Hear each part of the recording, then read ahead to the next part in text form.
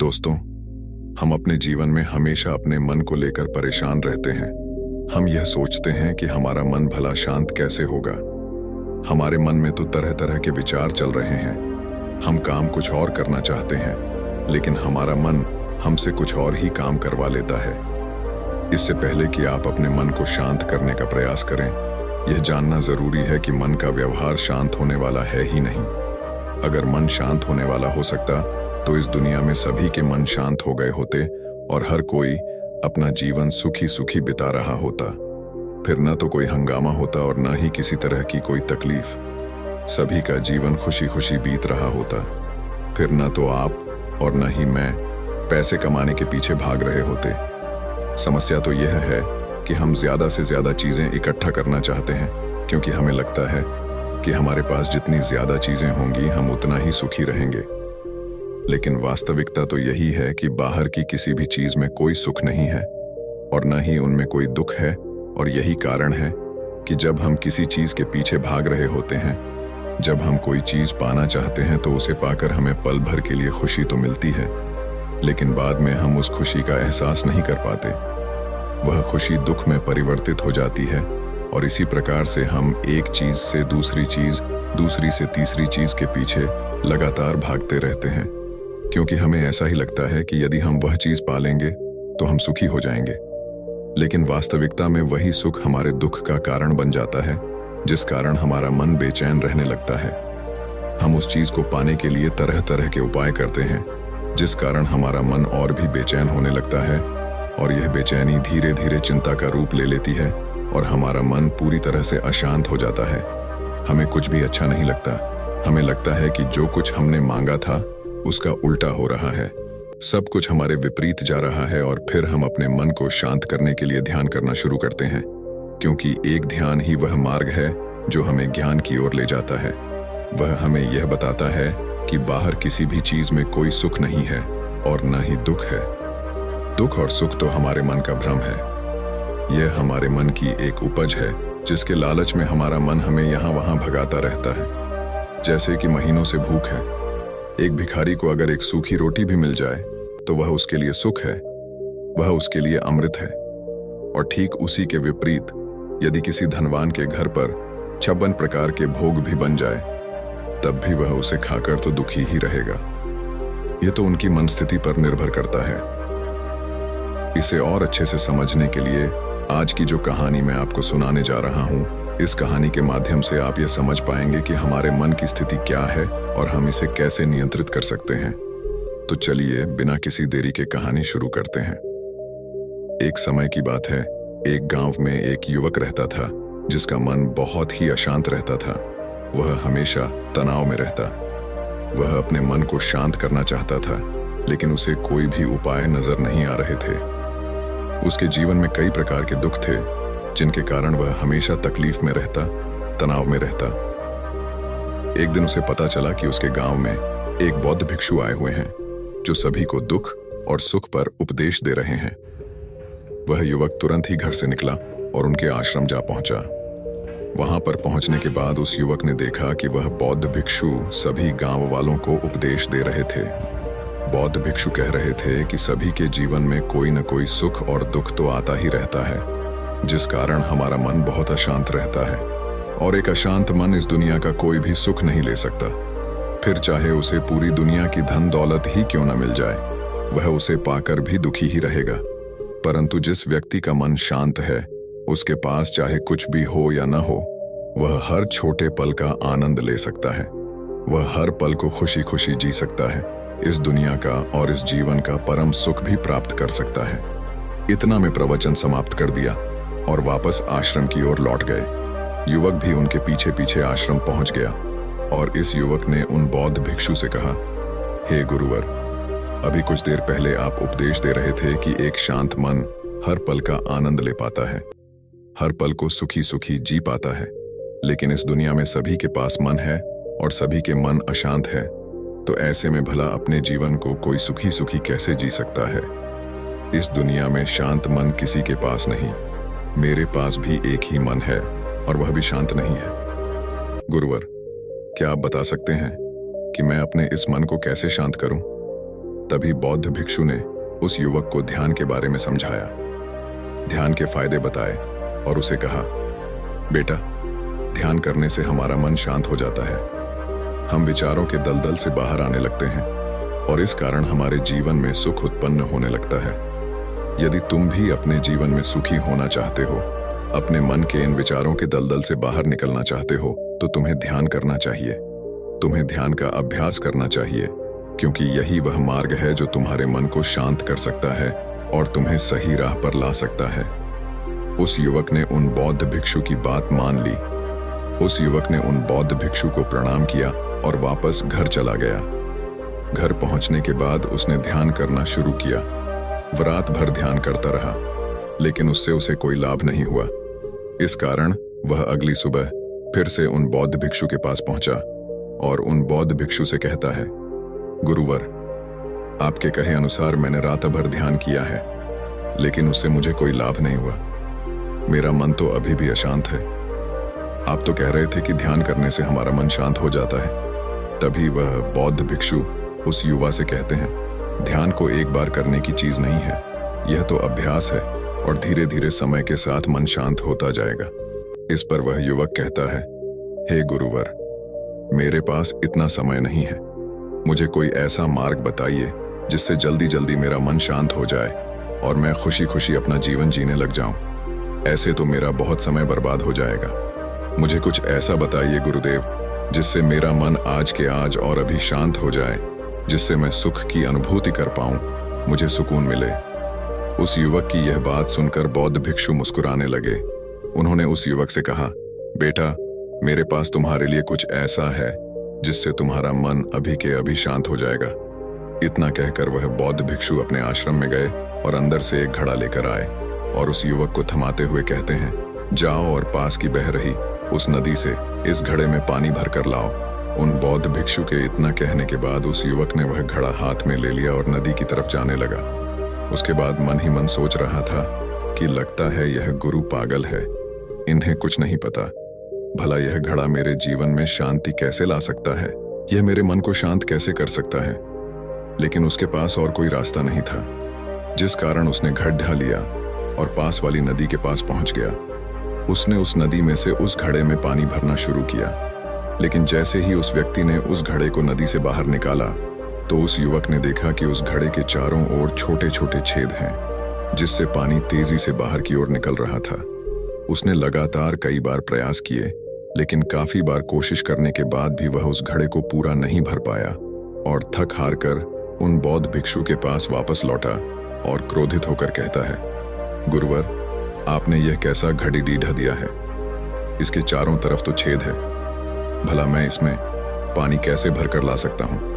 जब भी मैं पानी भरता हूँ, इस घड़े के छेदों से सारे पानी बाहर निकल जाते हैं। इस घड़े को मैं पूरा नहीं भर सकता। तभी वह बौद्ध भिक्षु उस युवक को शांत कराते हुए कहते हैं, बेटा, शांत हो जाओ। तुम्हें तुम्हारे प्रश्न का जवाब ही तो दे रहा हूं, और यदि तुम क्रोधित अवस्था में इस जवाब को सुनोगे तो इसे समझना तुम्हारे लिए मुश्किल हो जाएगा। इसलिए शांत हो जाओ और मेरी बात समझने का प्रयास करो।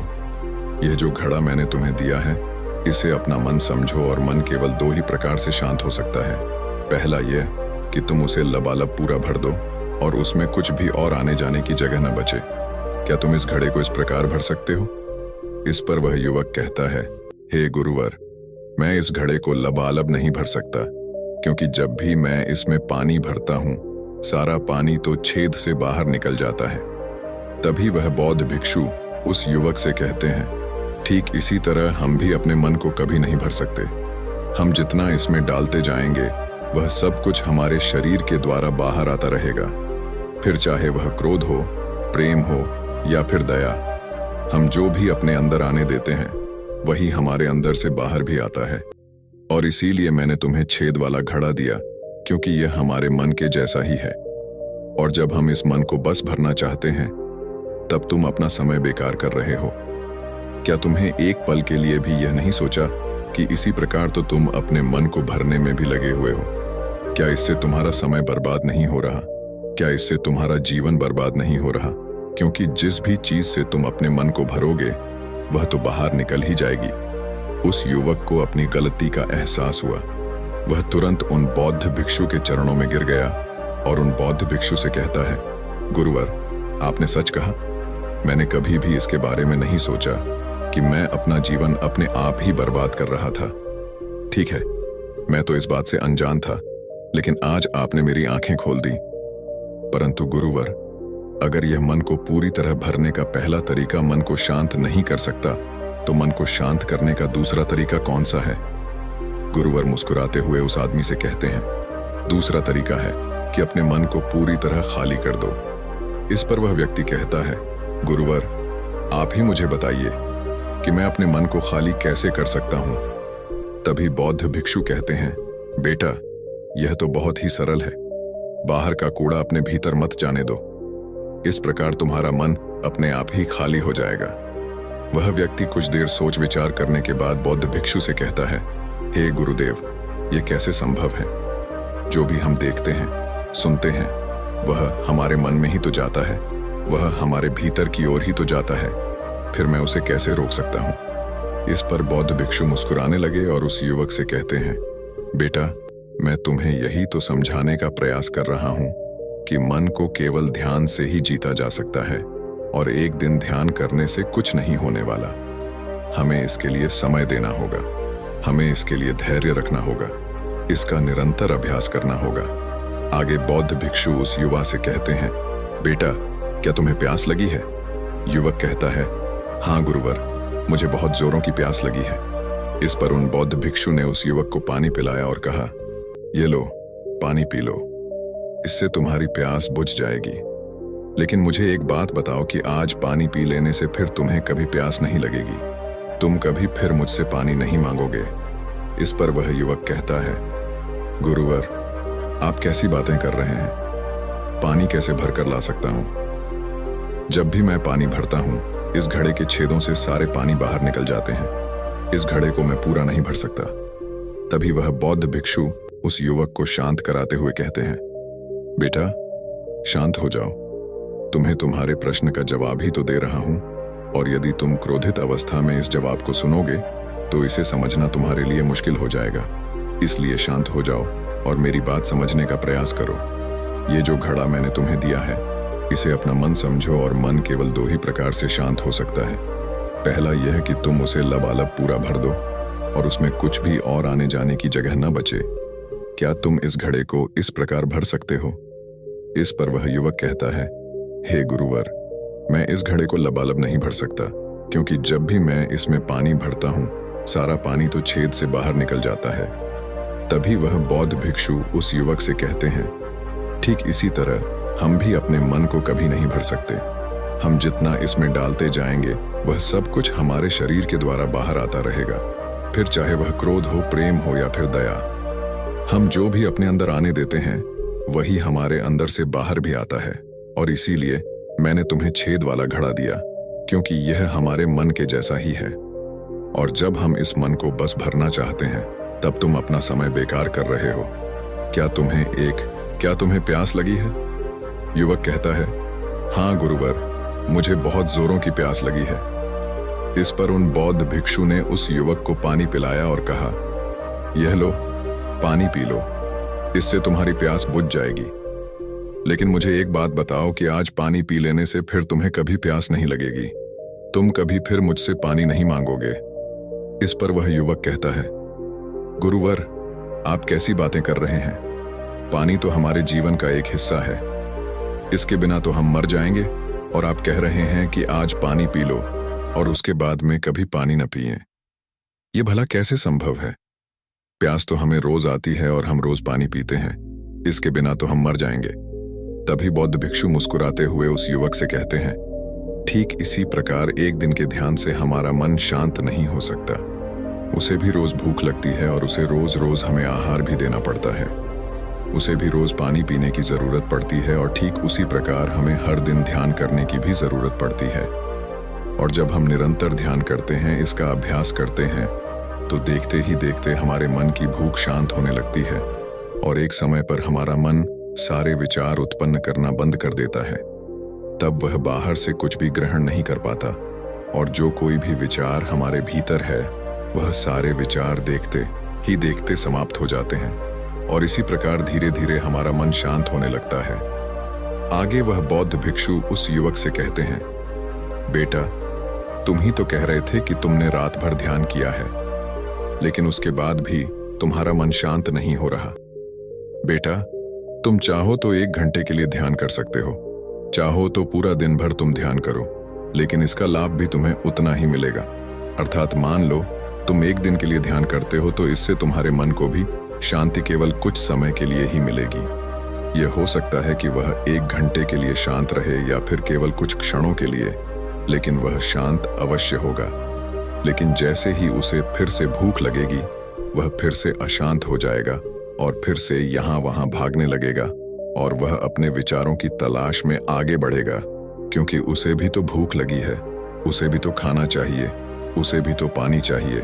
जैसे कि जब तुम्हें भूख लगती है, तुम अशांत हो जाते हो, क्योंकि तुम्हें भोजन चाहिए, पानी चाहिए, ताकि तुम अपने पेट की भूख को मिटा सके और तुम्हें शांति मिले।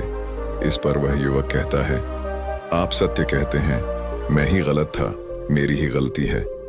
मैं अपने मन को अवश्य शांत करके रहूंगा, फिर चाहे इसके लिए मुझे कितना भी समय क्यों न लग जाए। मैं भी उस सुख को प्राप्त करके ही रहूंगा। मैं इस खाली घड़े में पानी भरकर अपने जीवन को बर्बाद नहीं करना चाहता। मैं अपने मन को शांत करके ही रहूंगा। मैं अपने मन को पूरी तरह से खाली कर दूंगा। इतना कहकर उस युवक ने उन बौद्ध भिक्षुओं को प्रणाम किया और वापस अपने घर की ओर लौट गया। दोस्तों, हम लोगों के जीवन में भी कई प्रकार की समस्याएं हैं और हम उन समस्याओं का समाधान करना चाहते हैं, और अंत में हमें जो मार्ग मिलता है वह ध्यान है।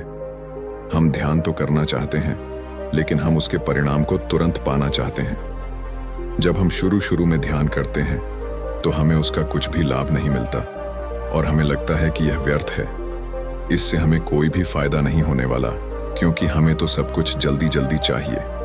लेकिन वास्तविकता तो यही है कि ध्यान सब्र और समय मांगता है और साथ ही उसे शांति भी चाहिए।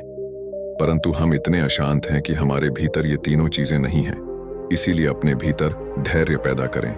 जब आपके भीतर धैर्य पैदा होगा, तभी आप सब्र, समय और शांति के महत्व को समझ पाएंगे, और फिर आपका समय चाहे कैसा भी क्यों न चल रहा हो, आप हर समय खुश रहना सीख जाएंगे। अगर आपका मन अशांत है तो यह किसी और के हाथों में नहीं है कि वह आपके मन को शांत कर सके।